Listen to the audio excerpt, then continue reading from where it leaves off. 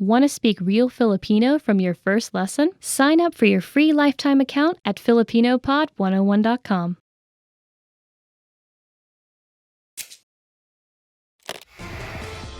Hi everyone, I'm Gabriella. How are your Filipino listening skills?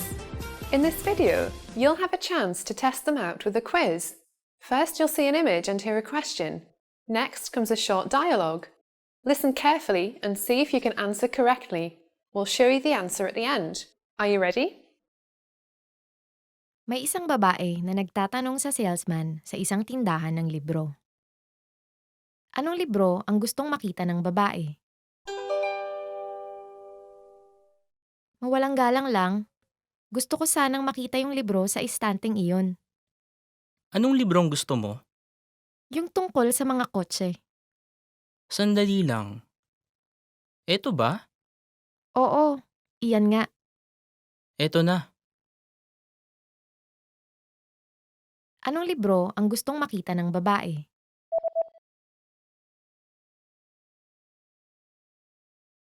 May isang babae na nagtatanong sa salesman sa isang tindahan ng libro. Anong libro ang gustong makita ng babae? Mawalang galang lang, gusto ko sanang makita yung libro sa istanteng iyon. Anong librong gusto mo? Yung tungkol sa mga kotse. Sandali lang. Eto ba? Oo, iyan nga. Eto na.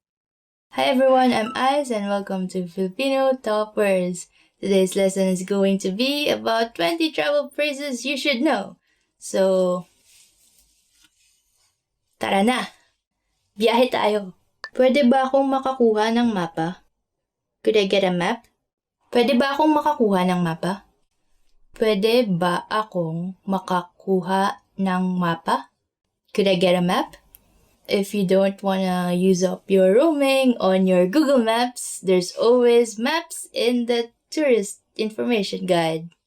Or actually, in bookstores, you could also buy maps if you need them. Nagsasalita ka ba ng Ingles? Do you speak English? Here's another phrase you might wanna learn. Nagsasalita ka ba ng Ingles? Nagsasalita ka ba ng Ingles? Do you speak English?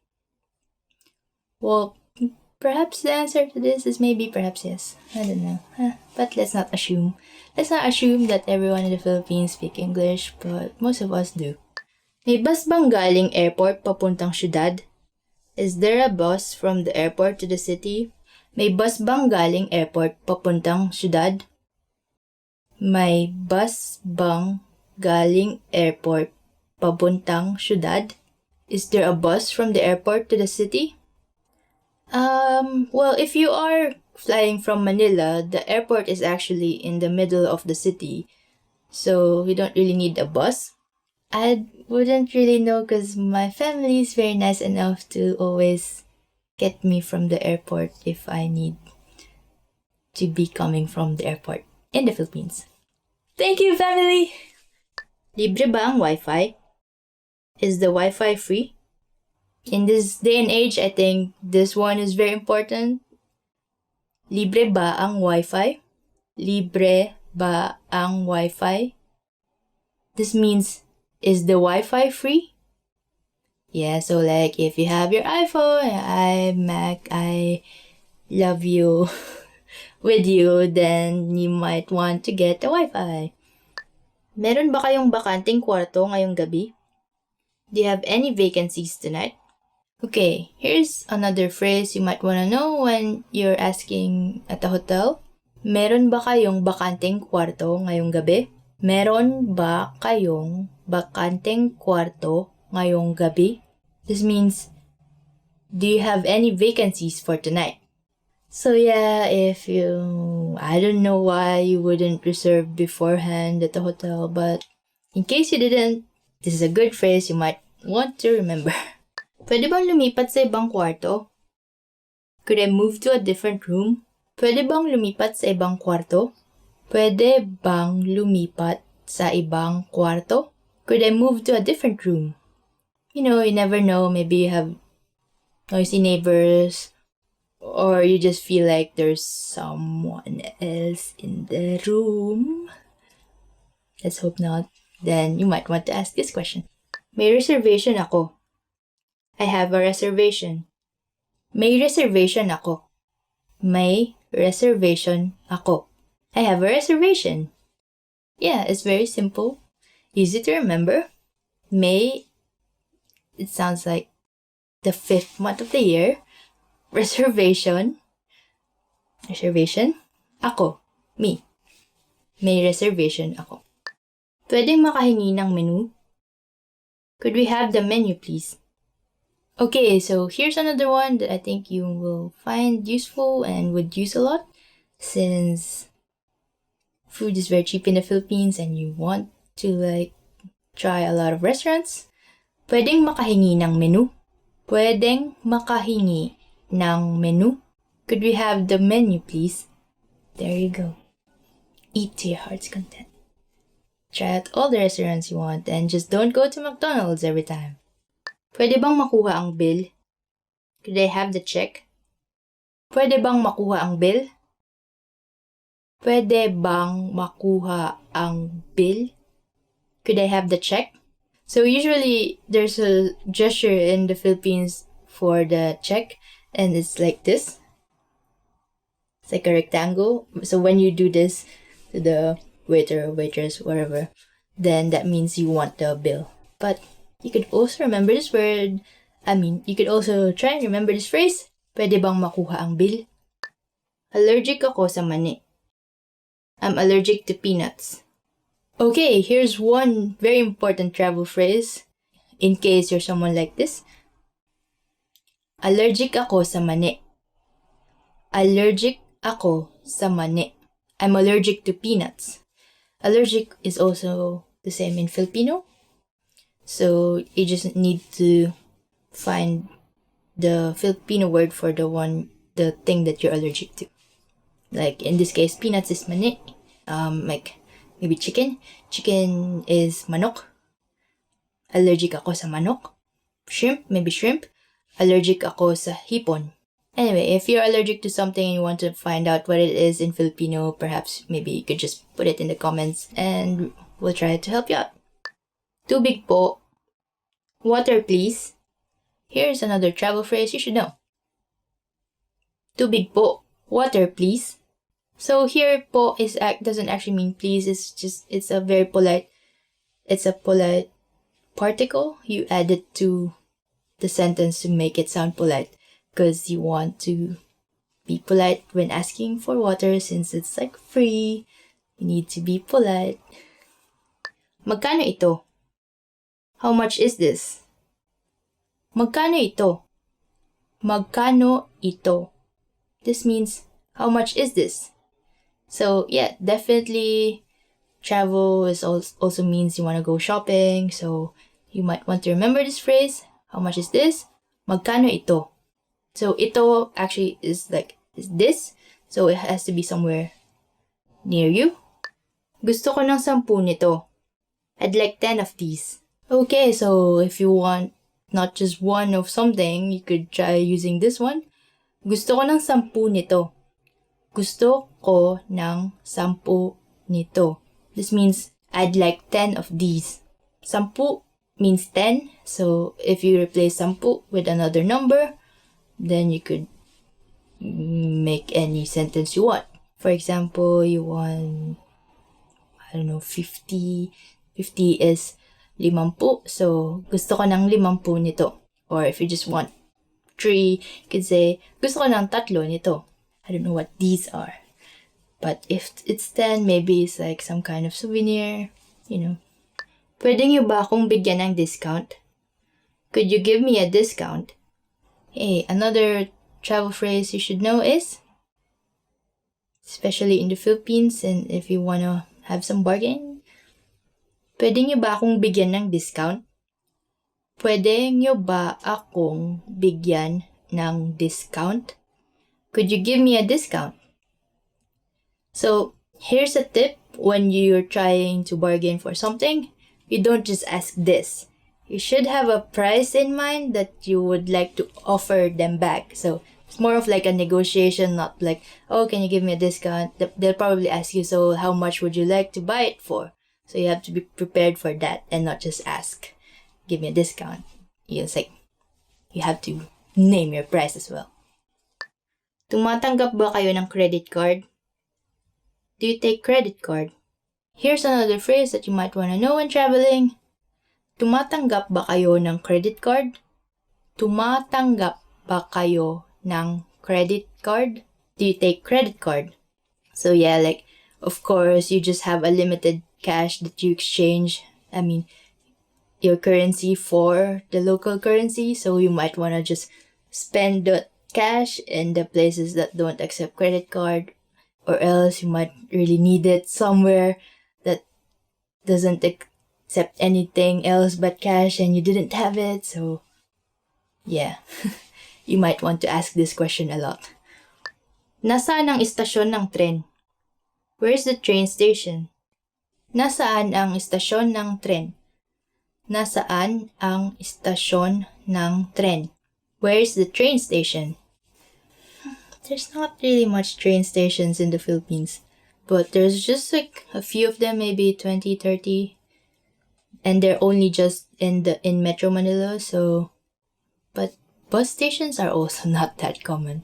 It's basically, maybe we should like make a whole video discussing transportation in the Philippines, because it's very complicated actually. It's not just like, hey, there's trains and stations. It's more of like, you need to know which buses take which route and how much it costs beforehand, because anyway, you need to be a real veteran to survive Philippine public transportation. Excuse me, magkano po ang pamasahe? Excuse me, what's the fare? Here's another phrase that could be useful when you're in the Philippines. Excuse me, magkano ang pamasahe? Excuse me, magkano ang pamasahe? Excuse me, what's the fare?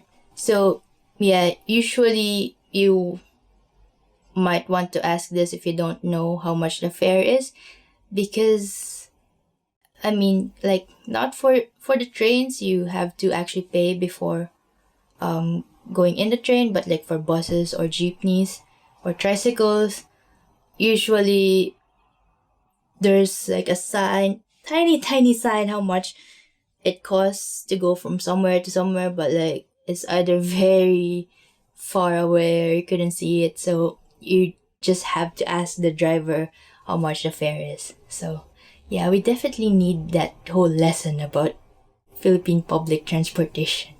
Pwede niyo po ba akong kunan ng litrato? Could you take a picture of me, please? Okay, here's another phrase you might want to learn when traveling. Pwede niyo po ba akong kunan ng litrato? Pwede niyo po ba akong kunan ng litrato? Could you take a picture of me, please? I don't know. If you want a group shot, then might as well ask like someone to take it for you. I bet they won't run with your camera if that's what you're thinking, because that's just rude. Yeah, can be useful. So that you could have your Instagram pic later on without the selfie stick. Just kidding. Ito ba ang tamang bus papuntang airport? Is this the right bus for the airport? Ito ba ang tamang bus papuntang airport?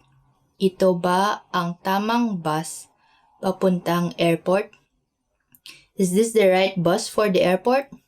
So, yeah, I guess when you're returning back, you might wanna not get lost to get to the airport, but to be honest, I don't really think there's a direct bus to the airport. Although I only have experience in Manila, and I've always been lucky enough to have my family get me there. But I guess you'd like have to take a taxi. Meron ba kayong mairerekomenda? Do you have any recommendations? Meron ba kayong mairerekomenda? Meron ba kayong mairerekomenda? This means, do you have any recommendations? Yeah, like if you can't really choose from the menu, then you could ask the person, meron ba kayong mairerekomenda? Usually, they would point to the most expensive thing there, so... But yeah, usually the most expensive thing is also the nicest. Okay, so that's 20 travel phrases you should know. So before going to the Philippines, try remembering these phrases so that you'd get more out of your vacation. And if you like this video, please click that like button. If you like this hat, please also click that like button. Thank you. And if you would like to have more tools, not just video lessons, but also vocabulary guides and flashcards, audio lessons, and other stuff, head on to filipinopod101.com to learn more Filipino. And I'll see you next time. Hanggang sa muli!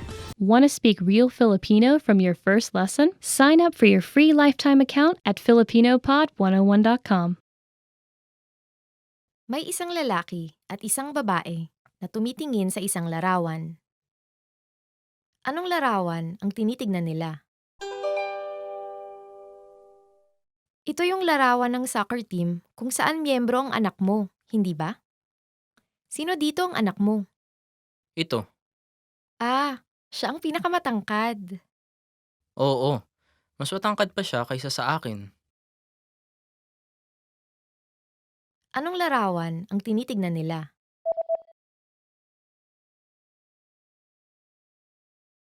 May isang lalaki at isang babae na tumitingin sa isang larawan. Anong larawan ang tinitignan nila? Ito yung larawan ng soccer team kung saan miyembro ang anak mo, hindi ba? Sino dito ang anak mo? Ito. Ah, siya ang pinakamatangkad. Oo. Mas matangkad pa siya kaysa sa akin. May isang lalaki at babae na nag-uusap. Kailan sila manonood sa sinehan? Bakit hindi tayo manood sa sinihan sa susunod na Sabado? Oo, gusto ko yan. Pero may part-time na trabaho ako sa umaga. Anong oras ka matatapos sa part-time mo? Matatapos ako ng 2:00. O sige, magkita tayo sa cafe ng 3:00 at manood sa sinihan ng 4:00. Okay. Kailan sila manonood sa sinehan?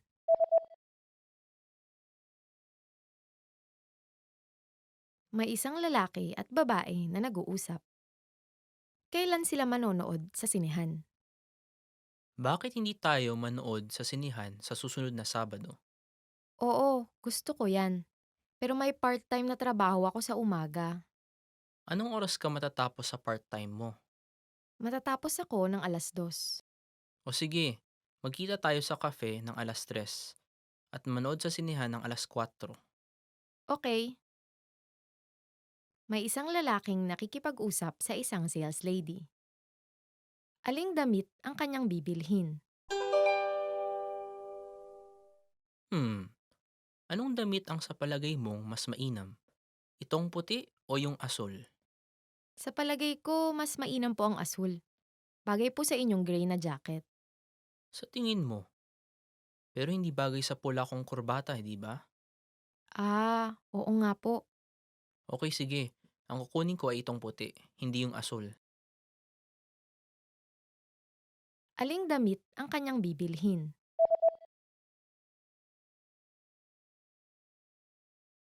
May isang lalaking nakikipag-usap sa isang sales lady. Aling damit ang kanyang bibilhin? Anong damit ang sa palagay mong mas mainam? Itong puti o yung asul? Sa palagay ko, mas mainam po ang asul. Bagay po sa inyong gray na jacket. Sa tingin mo. Pero hindi bagay sa pula kong kurbata, di ba? Ah, oo nga po. Okay, sige. Ang kukunin ko ay itong puti, hindi yung asul. Hi everyone, kamusta? My name is Erica and welcome to Filipino Top Words. So our topic for today is 10 things to do in the summer in the Philippines. First word is magbiyahe sa ibang bansa. To travel abroad. The first word is magbiyahe sa ibang bansa, which means to travel abroad. Magbabiyahe ako sa ibang bansa pag may nakita akong murang plane ticket. I'll travel abroad when I find a cheap plane ticket. So my favorite place actually is El Nido. It's really, what do you call this? Like, it's very calm. The water is not cold, it's not warm, it's just perfect. So you will enjoy it. So start booking now. Mag-relax sa beach. To relax at the beach. Next we have mag-relax sa beach, which means to relax at the beach. Abril ang buwan na pinakamainam na mag-relax sa beach. April is the best month to relax on the beach. So actually for this month, it is now something like 30 to 40 degrees, and April and March are considered the hottest months in the country. Mag-aral ng Filipino gamit ang filipinopod101.com. To learn Filipino with filipinopod101.com. Mag-aral ng Filipino gamit ang filipinopod101.com, which means to learn Filipino with filipinopod101.com. So for example, if you really are very eager to learn Filipino this summer, you can say, subukan mong mag-aral ng Filipino gamit ang filipinopod101.com at kasama ang mga kaibigan mong Pilipino. Try learning Filipino using filipinopod101.com with your Filipino friends. Matutong magluto ng pagkaing Pilipino. To learn to cook Filipino food. Matutong magluto ng pagkaing Pilipino. To learn to cook Filipino food. So if you want to use it in a sentence, in Filipino, you can say, kung gusto mong matutong magluto ng pagkaing Pilipino, magsimula ka sa adobo. In English, you can say, if you want to learn to cook Filipino food, start with adobo. Because it's the easiest thing to cook. Mag-ihaw. To have a barbecue. Next word is mag-ihaw, which means to have a barbecue. Pinakamainam ang mag-ihaw ng manok sa beach. It is best to have a chicken barbecue on the beach. You can actually barbecue other stuff, like from chicken, pork, to innards. We even have a coagulated blood. Mag-party, magdamag. To party all night. Next word is mag-party, magdamag. To party all night. Huwag kang masyadong maglasing kung gusto mong mag-party, magdamag. Don't get drunk if you want to party all night. In the summer, it's best to party all night. And actually, in many, say, Boracay, if you go to Boracay, there are lots of parties all night with bonfire, lots of music, drinking. So, if you want to experience all of these, book a cheap ticket now and come to the Philippines. Mag-hiking. To go hiking. Mag-hiking. In English, to go hiking. For example, we can say, kung gusto mong mag-hiking, siguraduhin mo muna na kaya ng katawan mo. If you want to go hiking, make sure your body can handle it. So now it's very, what they call this, like a thing for young people to climb Mount Pulag, which is the third highest peak in the country. According to Google, it's in Nueva Vizcaya, which is in a bit north of Manila. Magsaya kasama ang mga kaibigan. To have fun with friends.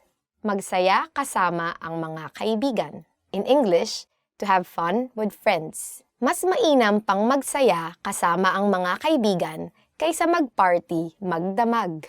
It's better to have fun with friends than to party all night. So much not funnier. But you can do anything that you want since it's summer. No one will judge you, it's summer. Dumalo ng summer school. To attend summer school. Next word is dumalo ng summer school. To attend summer school. So in Filipino, you can use it in a sentence like, kaysa sa maglaro ka lang ng computer sa bahay, mas mabuti pang dumalo ka na lang sa summer school. Instead of just playing computer games at home, it's better if you attend the summer school. Manatili sa bahay at mag-internet. To stay inside and browse the internet. Manatili sa bahay at mag-internet. To stay inside and browse the internet. For example, you can say in Filipino, pag tinatamad akong lumabas, nananatili lang ako sa bahay at nag-i-internet. When I'm too lazy to go out, I just stay at home and browse the internet. You put on nice clothes and then the moment you step out of the door, you just melt. So I kind of understand like how some people would want to just stay indoors during summer. And so what you can do is to browse the internet.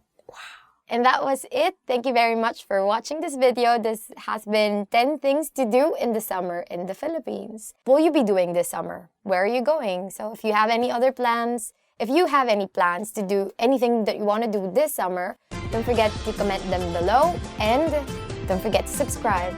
Salamat! Tara, biyahe tayo! Na. May isang guro na nagluluto ng cake. Ano ang inilagay ng guro? Ngayon ay gagawa tayo ng cake. Una, paghaluin ng mantikilya at asukal. Tapos, magdagdag ng 2 itlog at paghaluin ng mabuti. Magdagdag ng harina at dahan-dahan itong haluin. Ilagay ito sa oven at lutuin ng 50 minuto. Ganoon kadali. Ano ang inilagay ng guro?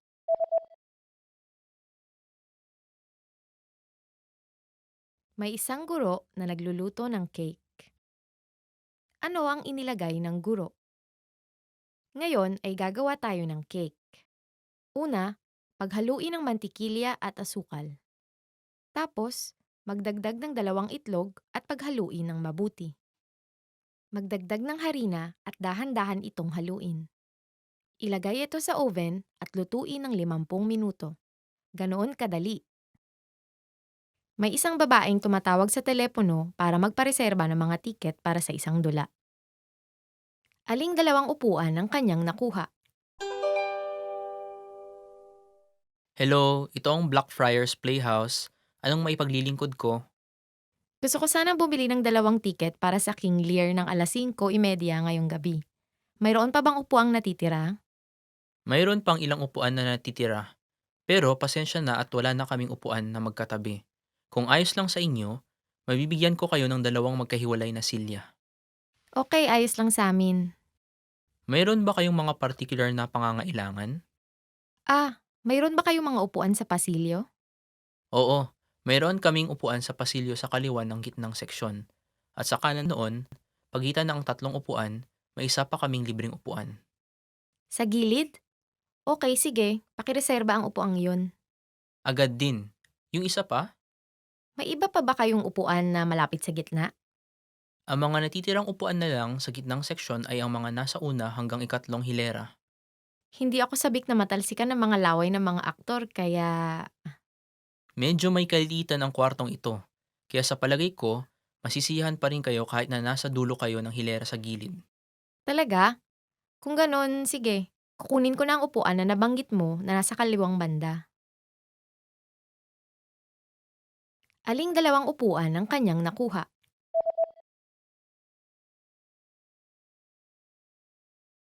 May isang babaeng tumatawag sa telepono para magpareserba ng mga tiket para sa isang dula.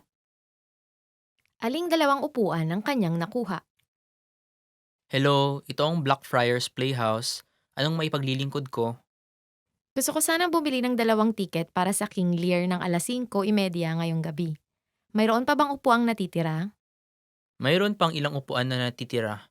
Pero pasensya na at wala na kaming upuan na magkatabi. Kung ayos lang sa inyo, mabibigyan ko kayo ng 2 magkahiwalay na silya. Okay, ayos lang sa amin. Mayroon ba kayong mga particular na pangangailangan? Mayroon ba kayong mga upuan sa pasilyo?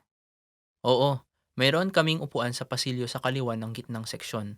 At sa kanan noon, pagitan ng 3 upuan, may isa pa kaming libreng upuan. Sa gilid? Okay, sige. Pakireserba ang upuang yun. Agad din. Yung isa pa, May iba pa ba kayong upuan na malapit sa gitna? ang mga natitirang upuan na lang sa gitnang seksyon ay ang mga nasa una hanggang 3 hilera. Hindi ako sabik na matalsikan ng mga laway ng mga aktor, kaya... Medyo may kalilitan ang kwartong ito, kaya sa palagay ko, masisiyahan pa rin kayo kahit na nasa dulo kayo ng hilera sa gilid. Talaga? Kung ganon, sige. Kukunin ko na ang upuan na nabanggit mo na nasa kaliwang banda. May isang babae na nagtatanong tungkol sa sistema ng sirkulasyon ng mga materyal sa silid-aklatan.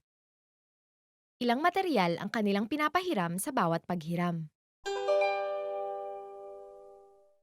Mawalang galang lang, maari niyo bang ipakita sa akin kung paano manghiram ng libro? Ito ba ang unang beses na manghihiram ka sa silid-aklatan na ito? Oho, Sige, ipapaliwanag ko ang mga tuntunin sa'yo. Sa silid-aklatan na ito, maaari kang manghiram ng hanggang 6 na libro at 5 CD o DVD kada tao. Ngunit, maaari ka lamang manghiram ng hanggang 10 material sa kabuuan. Ang tagal ng pagpapahiram ay 2 linggo at kung gusto mong mag-extend, paki-renew bago magpaso. maaari rin ba akong manghiram ng mga magasin at dyaryo? Hindi namin ipinapahiram ang mga dyaryo pero mayroon kaming mga magazine bukod sa pinakabagong issue. Maaari ko bang isauli ang mga hiniram ko sa pamamagitan ng koreo?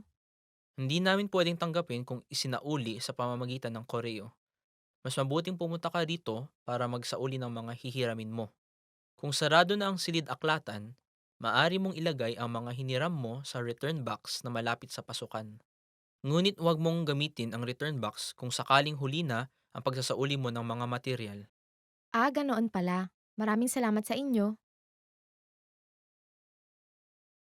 Ilang material ang kanilang pinapahiram sa bawat paghiram?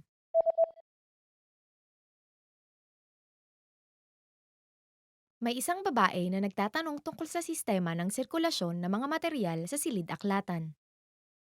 Ilang material ang kanilang pinapahiram sa bawat paghiram? Mawalang galang lang, maari niyo bang ipakita sa akin kung paano manghiram ng libro? Ito ba ang unang beses na manghihiram ka sa silid-aklatan na ito? Oho, Sige, ipapaliwanag ko ang mga tuntunin sa'yo. Sa silid-aklatan na ito, maaari kang manghiram ng hanggang 6 na libro at 5 CD o DVD kada tao. Ngunit, maaari ka lamang manghiram ng hanggang 10 material sa kabuuan. Ang tagal ng pagpapahiram ay 2 linggo at kung gusto mong mag-extend, paki-renew bago magpaso. maaari rin ba akong manghiram ng mga magasin at dyaryo? Hindi namin ipinapahiram ang mga dyaryo pero mayroon kaming mga magazine bukod sa pinakabagong issue. Maaari ko bang isauli ang mga hiniram ko sa pamamagitan ng koreo? Hindi namin pwedeng tanggapin kung isinauli sa pamamagitan ng koreo. Mas mabuting pumunta ka dito para magsauli ng mga hihiramin mo. Kung sarado na ang silid-aklatan, maaari mong ilagay ang mga hiniram mo sa return box na malapit sa pasukan. Ngunit huwag mong gamitin ang return box kung sakaling huli na ang pagsasauli mo ng mga material. Ganoon pala. Maraming salamat sa inyo. Did you get it right? I hope you learned something from this quiz. Let us know if you have any questions. See you next time.